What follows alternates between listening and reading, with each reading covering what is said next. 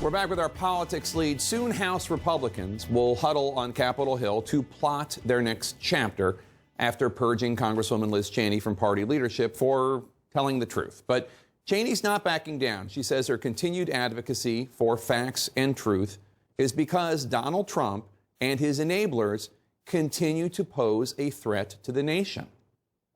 You've watched over the course of the last several months the former president get more aggressive, more vocal, pushing the lie. And I think that's a really important thing for people to understand. This isn't about looking backwards. This is about the real-time, current potential damage that he's doing, that he continues to do. It's an ongoing threat. So silence is not an option.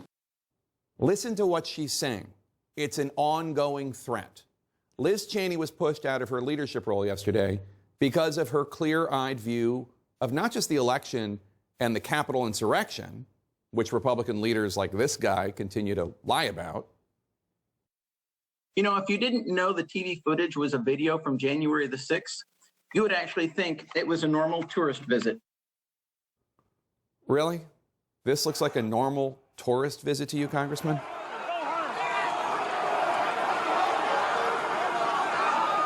But this is about more than just that lie.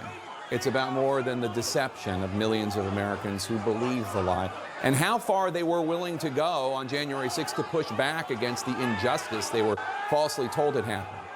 It's about the future. That's what Liz Cheney is saying. There's a denial here about how committed Trump was to overturning the election, how determined some are to succeed next time. That's what Liz Cheney is warning us about. Right now, there's an attempt to unseat those Republicans who stood up for facts and for democracy, not just Liz Cheney. Georgia's Secretary of State Brad Raffensperger, whom Trump allies want to replace with election liar Congressman Jody Hice. Relatedly, look at the changes being made to voting laws, like the voting law in Georgia regarding legal voters. They can now have their votes disqualified if they go to the wrong precinct and cast a provisional ballot. According to the Atlanta Journal-Constitution, the majority of provisional ballots supported Democrats in 2016 and 2020. It's all very clear. They're trying to change the leaders, including their own Republicans, and voting laws so that next time they can get away with it. House Republican leaders like Kevin McCarthy are pretending that the election and the insurrection are old news, not worth discussing.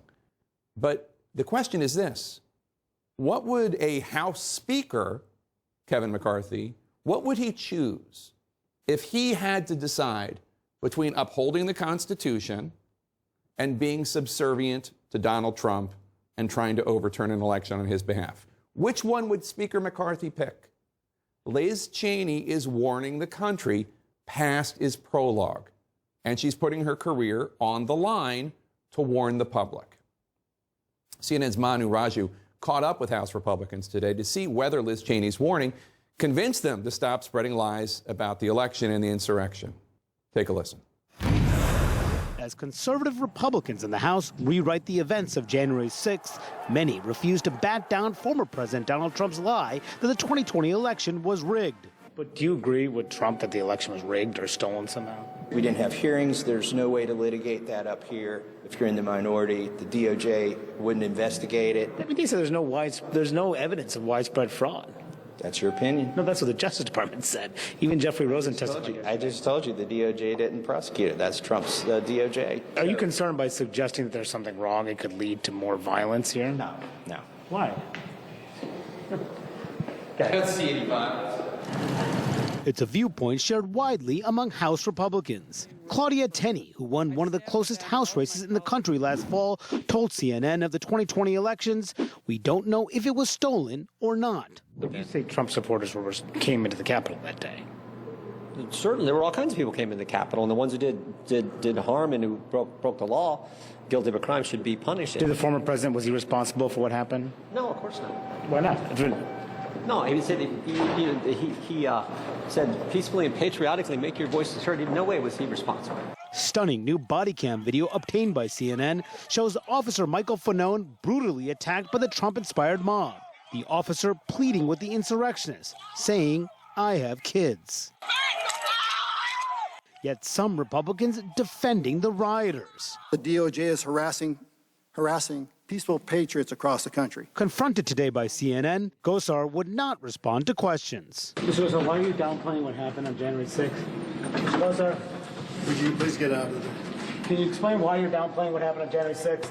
Others making startling claims. You know, if you didn't know the TV footage was a video from January the 6th, you would actually think it was a normal tourist visit. Pressed today about those comments, Clyde refused to discuss them. Think about what you just said. You didn't take what I said in context at all. So can you explain that's to us? just fake news. Explain to us.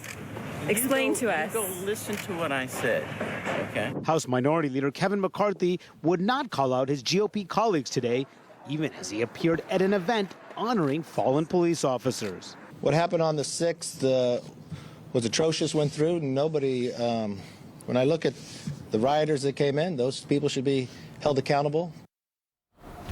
Now, one person who has allied herself through all of this has been Elise Stefanik, who is the likely number 3 Republican who will face her conference tomorrow in a secret ballot leadership election. And right now, she is behind closed doors and is now facing a new challenge. That from Congressman Chip Roy, who believes her more moderate record does not represent the conference. Though Chip Roy is a long shot to defeat Elise Stefanik. Why? Because she has the support of Donald Trump, who just reiterated his support in a statement saying he supports Elise Stefanik and went after Chip Roy, a sign of where things are going also in the Republican conference. Jake? Chip Roy, much more conservative than Elise Stefanik, but did not vote to overturn the election. Manu Raju, thanks so much.